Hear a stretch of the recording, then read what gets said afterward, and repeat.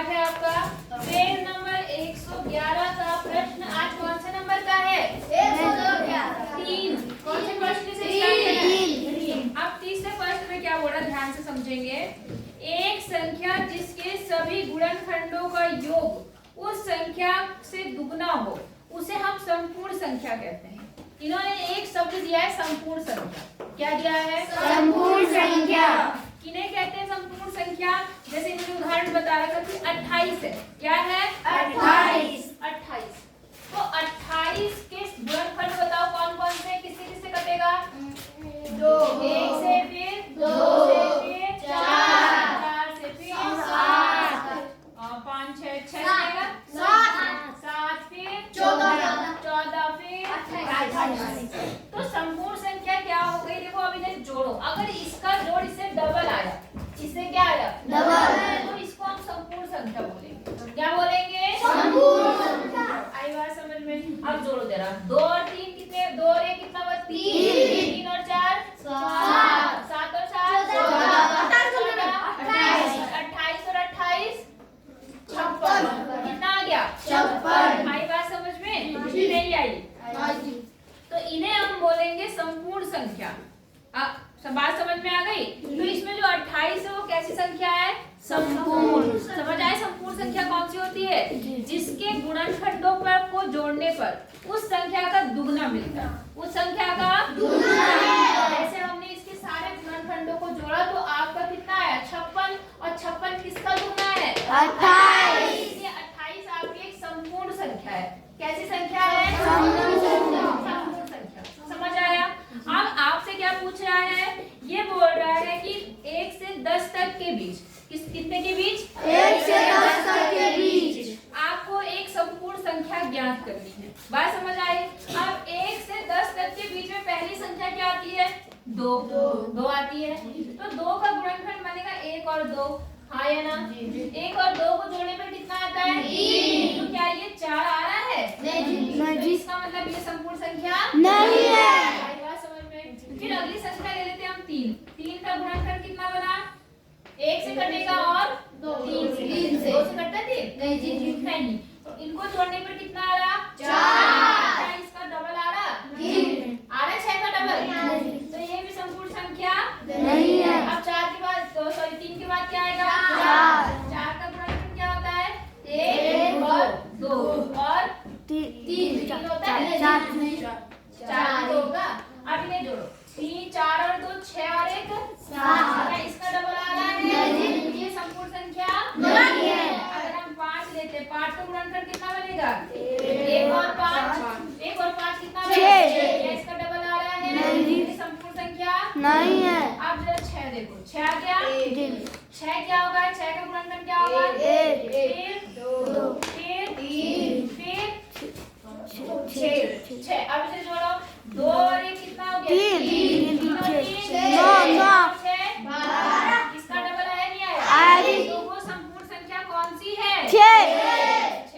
आई बात समझ में? तो आपको ये करने की जरूरत नहीं है। आपको सिर्फ समझाने के लिए मैंने कर रखा। अगर आप चाहो तो कर सकते हो। कर लो, कोई बात नहीं। तो कोई वहां सीधे 6 डाल सकते हैं, लेकिन आप कर लोगे तो आपको पता चल जाएगा कि क्यों है संपूर्ण संख्या, क्यों नहीं है। समझ आया नहीं आया? तो आप लिखेंगे अतः वो संपूर्ण संख्या कौन सी है? 6। आई बात समझ में? कोई दिक्कत है? आगे चले। क्वेश्चन नंबर 4 पे आ जाते हैं। कहाँ पर? क्वेश्चन नंबर 4 में देखो कितना आसान है। एक सवाल में बताऊंगी, आप खुद करना। उभयनिष्ठ गुणनखंड ज्ञात कीजिए। पहले लिखना, पहले समझ लो, उसके बाद में लिखेंगे। अभी कोई लिखेगा नहीं, ठीक है? उभयनिष्ठ गुणनखंड ज्ञात करना है। क्या ज्ञात करना है? उभयनिष्ठ गुणनखंड। तो मैंने आपको बताया है उभयनिष्ठ गुणनखंड। फिर भी एक बार देख लो। जैसे 28 है और 20 है। कितना है? 28 और 20 और 28। तो इसके सभी गुणनखंड बताओ। उभयनिष्ठ का मतलब क्या होता है?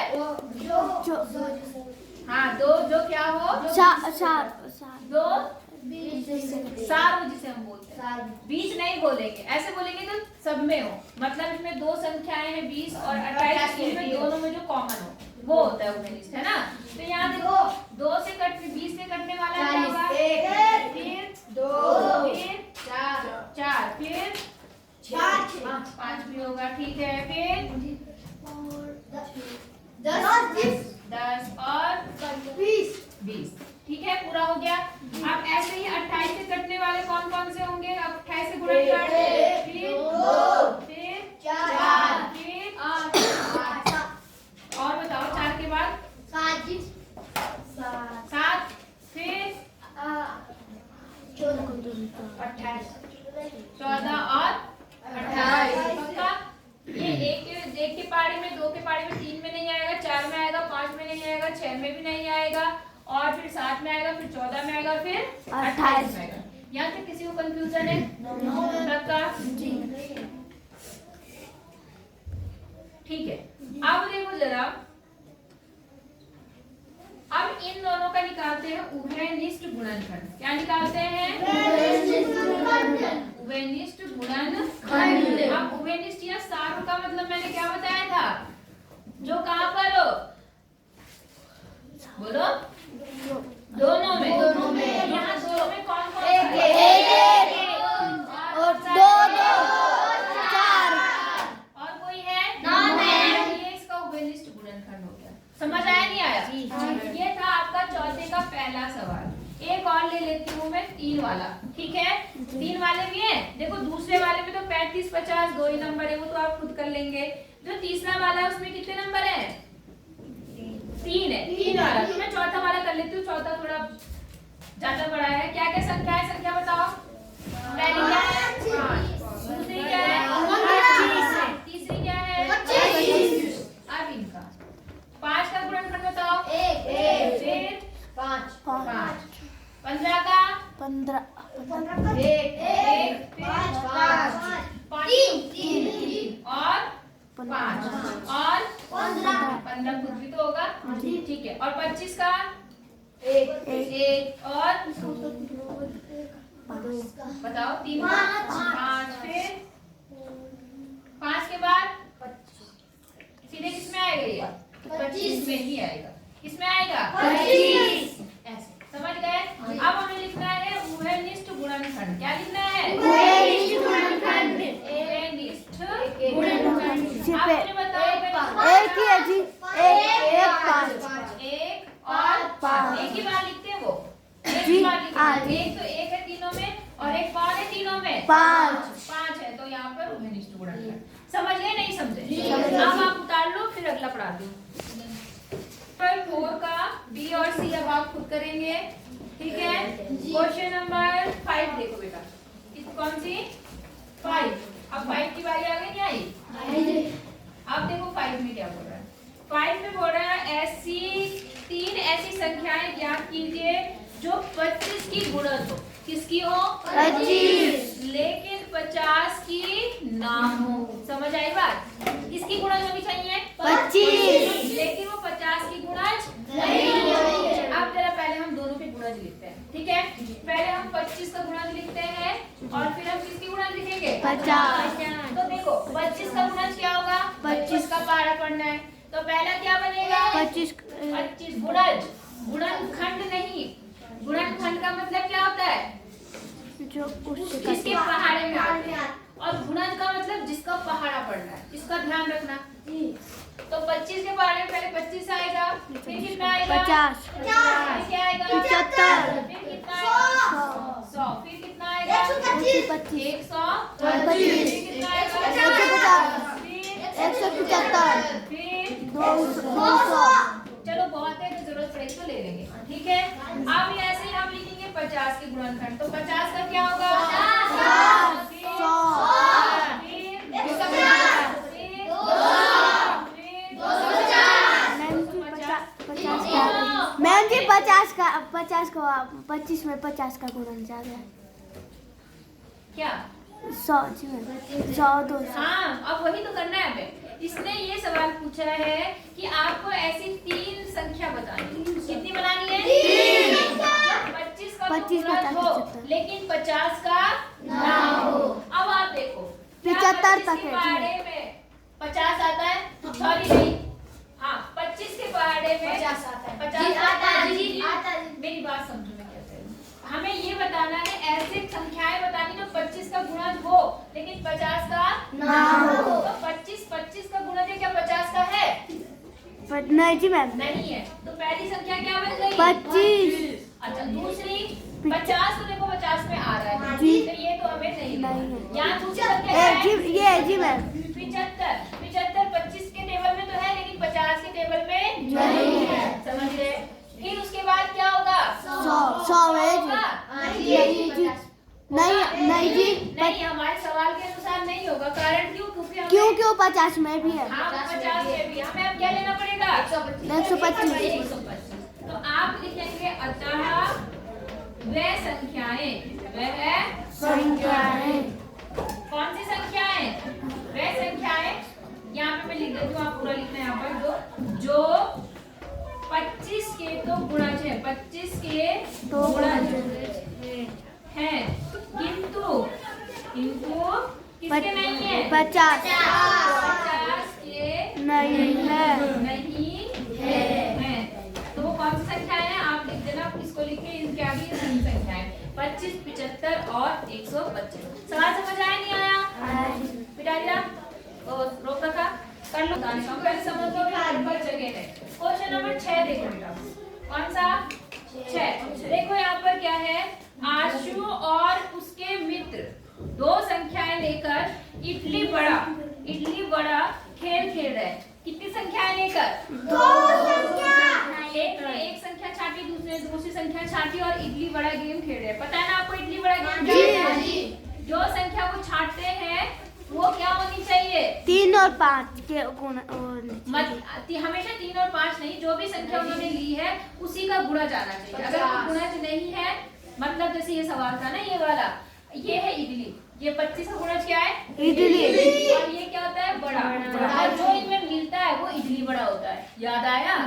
हमेशा छोटी संख्या को इडली लेते हैं और बड़ी संख्या को बड़ा लेते हैं। और जो इनमें मिलता है, जैसे ये वाला है ना, तो इसको हम लोग क्या बोलेंगे? इडली बड़ा। ऐसा था वो गेम, आप याद रखा करो। तो ऐसा ही गेम खेला, मैंने दो संख्याएं ली हैं। वो दो संख्याएं कौन सी हैं? दोनों संख्याएं 10 से छोटी हैं।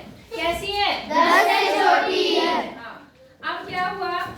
यदि पहली बार यदि कोई इडली बड़ा कहता है तो वह संख्या 50 के बाद आई है। किसके बाद आई है? 50 के बाद। समझ आया जी। उन बच्चों ने जो दो संख्याएं ली है वो 10 से छोटी है। कैसी है? 10 से छोटी। और दूसरी कंडीशन ये बोल रहा है कि जो पहला इडली बड़ा आया, क्या आया? इडली बड़ा। वो 50 के बाद आया। कहाँ पर आया? 50 के बाद। आई बात समझ में? तो आपको वो बताना है कि वो इडली बड़ा वाली संख्याएं कौन सी हैं। बात समझ आई? बात जी। वो संख्याएं क्या है? कौन सी है? बताना है। बात समझ आ गई? तो एक काम करते बेटा, हम लोग ना पहले चेक करते हैं, ठीक है? जैसे मान लो हम पहले, क्योंकि इन्होंने संख्या कितने से कितने तक बोली? 50 से आगे, 50 से बड़ी, और संख्याएं जो दो उन्होंने वो 10 से छोटी है। 10 से छोटी है। तो एक काम करते हैं, क्योंकि 10 से छोटी संख्याएं हैं, आपको पता है, अभी आपने पिछले सवाल किए थे, अगर एक संख्या आपकी 2 है, एक 3 है, तो दोनों में 2 और 3 में 6 जल्दी मिल जाता है ना? तो इडली बड़ा आपको जल्दी मिल गया, और ये 50 से छोटा, ये तो चलेगा नहीं। चलेगा नहीं जी। अच्छा, तो आप 6, 4 और 3 का देखो, 4 3 12 मिल जाएगा आपको। तो ये इडली बड़ा वाला गेम में 50 से छोटा है, ये भी नहीं चलेगा। समझे नहीं समझे? अगर मैंने संख्या ले ली 5 और 4, 4 पंचे 20, तो पहली संख्या जो आपको मिलेगी 20, वो भी 50 से क्या है? कम है, तो ये भी नहीं चलेगा। अगर मैंने ले लिया 6 और 4, तो 5 6 30, तो ये भी नहीं चलेगा, क्योंकि 50 से क्या है? कम।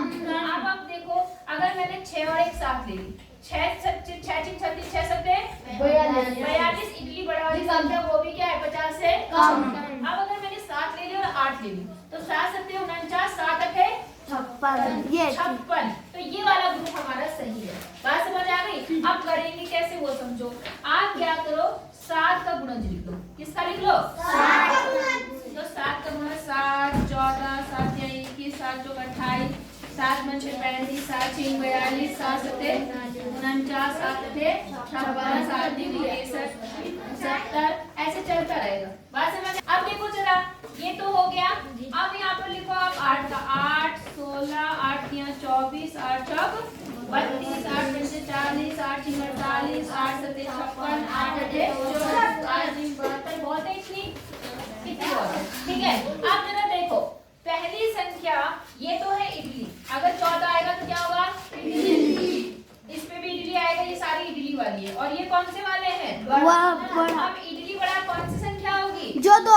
भी नहीं। तो आप बताओ दोनों में सबसे पहली संख्या कौन सी मिल रही है? छप्पन। छप्पन मिल रही है, नहीं मिल रही है? ये आपका इडली बड़ा हो गया है ना। तो उसने आपसे पूछा था वो कौन सी संख्या है जिसमें आपका इडली बड़ा जो है वो सबसे कब आएगा? 50 के बाद आएगा। तो वो कब आ रहा है? 56 पे आ रहा है। और वो दोनों संख्याएं कौन सी है? 7 8। समझ आया? तो आप लिखेंगे अतः वह दोनों संख्याएं, क्या लिखेंगे? अतः वह दोनों संख्याएं वो दोनों 56 संख्याएं, वो कर दो। वो दोनों संख्याएं क्या होंगी बताओ? कितनी 7 होंगी? 7 और 8। 7 और 8 7 और 8 होगी। 8 होगी। बोलो समझ आया नहीं आया? कौन सी संख्याएं होंगी वो? 7 और 8। पहले बताओ आपको लगा इजी कि नहीं लगा? लगा। तो कर लेंगे आप ये? पक्का? अब एक और सवाल देख लो फिर कल पढ़ेंगे, क्योंकि हमारा टाइम ही पता नहीं चलता कितनी जल्दी खत्म हो जाता है। यहाँ देखो हम 7वां सवाल देख रहे हैं। कौन सा सवाल देख रहे हैं? अभी कल वाला सवाल वो जिम्पी गिम्पी वाला याद है तुम्हें? जिम्पी गिम्पी वाला सवाल? जिम्पी गिम्पी वाले सवाल में क्या था? हाँ, खजाना उन्होंने छुपाया था। और इन्होंने आज जो खजाना रखा है वो रखा है 28 पे और 70 पे। कहाँ पे रखा है? 28 पर और 70 पर। तो आपको ये बताना है कि दोनों संख्या पर पहुंचने के लिए छलांग का आकार क्या होगा। तो मतलब इसमें भी आपको क्या निकालना पड़ता है बताओ? हाँ, सार्व गुणनखंड या उभयनिष्ठ गुणनखंड क्या निकालना पड़ता है? सार्व गुणनखंड है ना। तो इसका उभयनिष्ठ गुणनखंड निकालेंगे, पहले इसके गुणनखंड निकालते हैं। तो इसका गुणनखंड क्या क्या होंगे? 1 2 4 पे जल्दी बोलो। 7 पे 14 पे 28 और 70 के क्या होंगे? 1 2 3 होगा? नहीं होगा। 4 होगा? 4 कम 4 नहीं, 4 भी नहीं होगा। 5 होगा? ठीक है।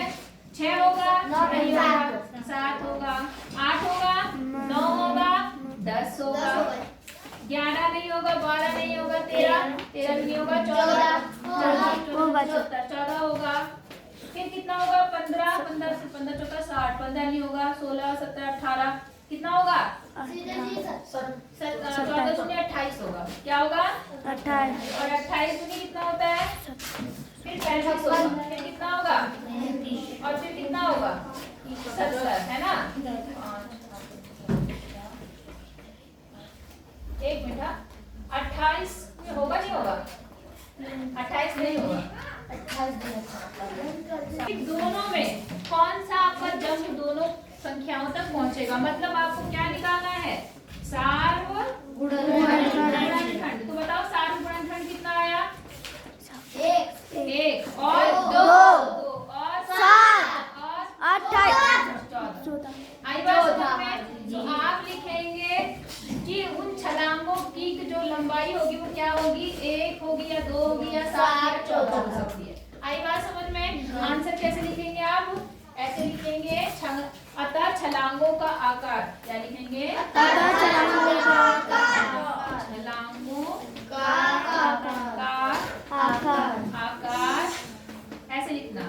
1, 2, 7 और या लिखो या और 14 हो सकता है और 14 हो सकता है या होगा 7 भी होगा है 7 लिख रखा। 7 समझ आया नहीं आया? पक्का बोलो। ठीक है, आ गया? जी कर लेंगे जी। कराऊंगी इन 7 सवाल के बाद सारे क्वेश्चन आप कल करेंगे। कोई दिक्कत हो जाएगा? एक प्रश्न